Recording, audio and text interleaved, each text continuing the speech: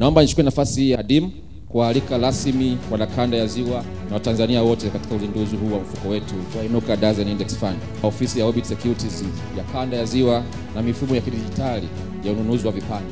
Na niwasihi kuendelea kuwekeza kupitia mfuko wa Inuka Money Market ambao tayari umeonyesha matokeo mazuri.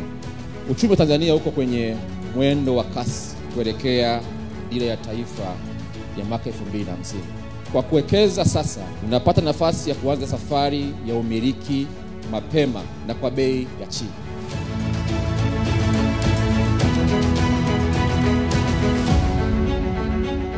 Leo hii tumekusanyika hasa kwa tukio la historia katika safari ya masoko ya mitaji.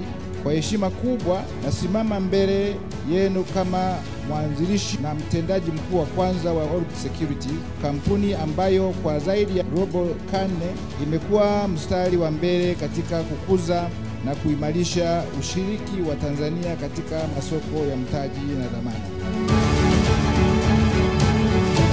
Napenda kutaarifu umma, mfuko wa Dazen Index Fund na hizi application vimepata idhini ya mamlaka ya masoko ya mitaji na dhamana CMSA ya kwamba zimekidhi viwango vyote. Orbit imekuwa daraja kati ya wananchi na fursa za kifedha na kuhakikisha Watanzania wanapata nafasi ya kushiriki katika maendeleo na uchumi wa taifa lao. Niwapongeze kwa kuweza kuja na kubuni mifumo mizuri ya kisasa ambayo sio tu inawezesha wawekezaji lakini hata watu wa kawaida kuweza kufanya uwekezaji wa namna hii. Hii ni fursa ya kihistoria na tusiache ikapotea bila ya kuifanyia kazi.